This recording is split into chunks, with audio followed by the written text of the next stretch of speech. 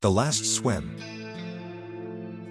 The road to Cascade Lake snaked through Pennsylvania's backcountry, where trees clutched the fading green of summer, their leaves whispering autumn's approach. Alex Harper, 20, pressed her forehead against the car window, the world blurring past. Her biology textbook lay unopened in her lap. She'd meant to study, but Jake's relentless enthusiasm had pulled her into this final adventure. Jake Malone, 21, gripped the wheel, his grin infectious. "Last swim of the summer, folks," he said, voice brimming with bravado. "Let's make it legendary." Lisa Carter, 19, sprawled in the front seat, her art student energy spilling over. "They say this lake's cursed," she said, twirling blonde hair. "People vanish. Like, poof." Her eyes danced with mischief, but a flicker of unease crossed her face. Mark Evans, 20, slouched beside Alex, his engineering student skepticism a steady presence. "Cursed?" he snorted, adjusting his glasses. "It's just a lake. Some kids probably got drunk and drowned, and now it's a ghost story." He caught Alex's eye, and she offered a faint smile. Their friendship, forged in grade school, was a quiet anchor amidst Jake's chaos and Lisa's whims.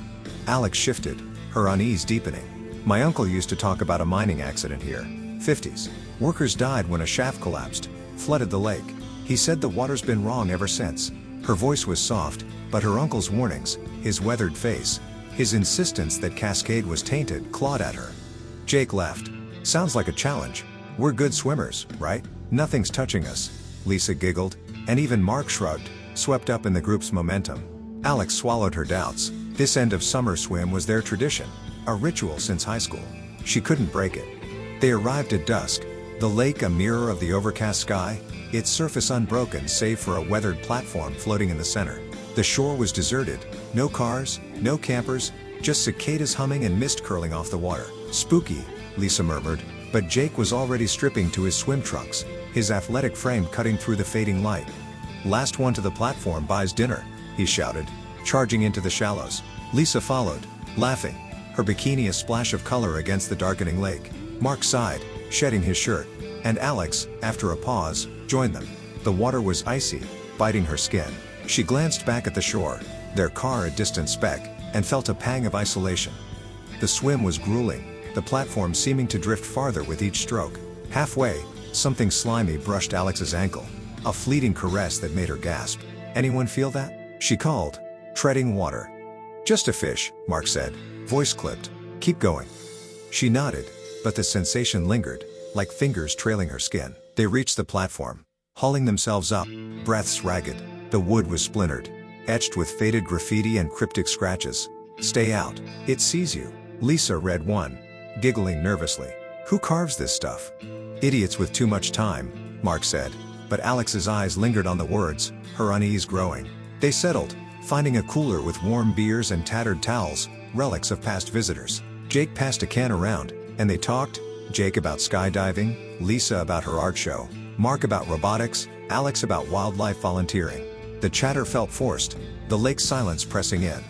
As the sun sank, Alex spotted it, a dark patch on the water, 20 feet away, rippling against the current. "Guys, look," she said, pointing.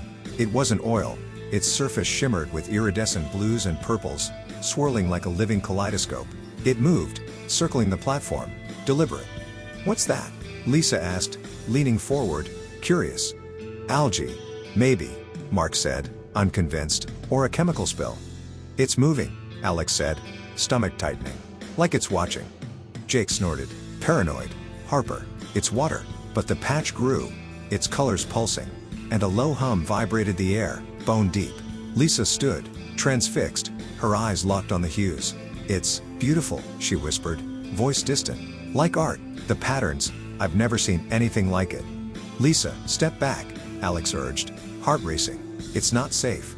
Lisa didn't hear, stepping closer, toes curling over the edge. Jake and Mark exchanged glances. "Lisa, come on," Jake said, casual but tense. "Don't get too close." She ignored him, as if the colors had woven a spell. "I hear it," she murmured. "It's singing. So beautiful." Alex strained but heard only water lapping. "There's no singing," she said. "It's in your head." Lisa's eyes were glassy, her smile eerie. "I need to touch it." She waded into the shallows, water lapping her knees. Alex lunged, grabbing her arm. "Lisa, stop." Mark joined, gripping her other arm. But Lisa's strength was unnatural, her body trembling with need. "Let go!" Lisa shrieked, wrenching free. She plunged her hand into the water, fingers grazing the iridescent surface. The patch surged, a black wave enveloping her arm. Her scream tore through the night, raw and agonized, as the creature yanked her forward. Alex and Mark grabbed her, pulling, but the entity was a vice, its touch blistering her skin. Jake dove in, wrapping his arms around her waist, his muscles straining. "Hold on," Alex shouted, her grip slipping on Lisa's slick arm. Lisa's face contorted, her skin melting where the creature clung, flesh dissolving into red streaked ooze. "It burns," she sobbed, thrashing. The creature tightened, dragging her deeper, her legs kicking futilely. Her eyes met Alex's, wide with terror, a silent plea. With a sickening lurch, the entity pulled Lisa under. Her face lingered below the surface, mouth open in a silent scream, then dissolved into bubbles and an acrid stench. The water stilled, the creature retreating, its colors mocking. Alex collapsed, hands shaking.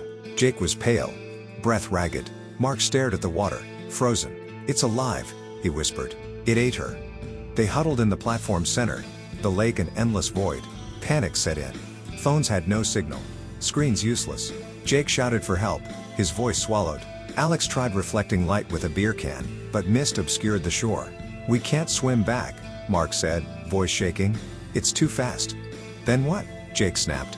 "Sit here and die?" "Maybe it'll leave," Alex said, unconvinced. "If we stay still."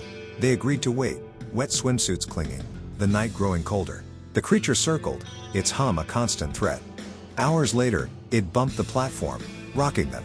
"It's testing us," Alex said. Mark, desperate, pried a loose board, its nails rusted. "Maybe we can fight it," he said, gripping it like a spear. He whittled it with a pocket knife, sharpening the end, his hand steady despite his fear. "If I hit it hard, it might back off." "Mark, it ate Lisa in seconds," Alex said. "A stick won't stop it." "I have to try," he said, eyes fierce. He moved to the edge, board raised. The creature slowed, as if sensing his intent. Mark swung, the board splashing its edge. It recoiled, and hope flickered in his eyes. "See? It's working." But the creature surged, latching onto the board, yanking it away. A tendril shot up, wrapping Mark's leg. He screamed, pain searing as his skin sizzled. Alex and Jake grabbed him, pulling, but the creature was relentless. Mark clawed the wood, nails tearing, blood streaking. "Don't let go," he pleaded. The entity toyed with him, loosening, then tightening, letting him scramble back only to drag him again. Another tendril lashed his arm, burning flesh to bone. "It's playing with me," he sobbed, voice breaking. Alex's arms burned, her grip slipping. With a final yank, Mark was pulled under, his screams gurgling as the creature consumed him, leaving ripples and a charred smell. Alex and Jake collapsed, sobbing. "We're next," Jake said, voice hollow. "It's not stopping." "We have to try," Alex said, anger masking fear. "One of us distracts it, the other swims." "You saw Mark," Jake said. "It's too quick." "Then we die here," she snapped. "I'm not giving up." Jake nodded, resolve hardening. "I'll distract it. You swim. You're smarter, Alex. Get help." She protested, but he was adamant. "It's my fault we're here. I pushed for this. Let me fix it."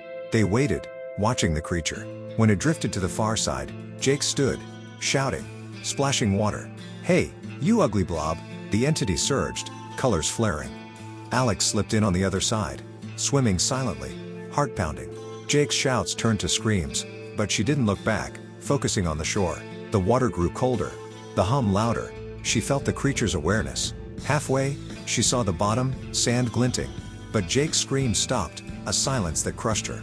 She was yards from shore when the creature appeared, blocking her path, its colors a taunting dance. She swam harder, lungs burning, but it mirrored her, tendrils brushing her legs. She dove, kicking, but it enveloped her ankle, a fleeting burn. She broke free, desperation fueling her, but the shore was too far. With no choice, she swam back, hauling herself onto the platform, alone. The night stretched, cold seeping into her bones. Alex curled up, shivering. The creature's hum a torment. Visions plagued her. Lisa's smile, Mark's laugh, Jake's courage, mixed with nightmares of swirling colors. The scratched warnings glowed. "It sees you," she whispered to herself, fighting madness, but exhaustion gnawed.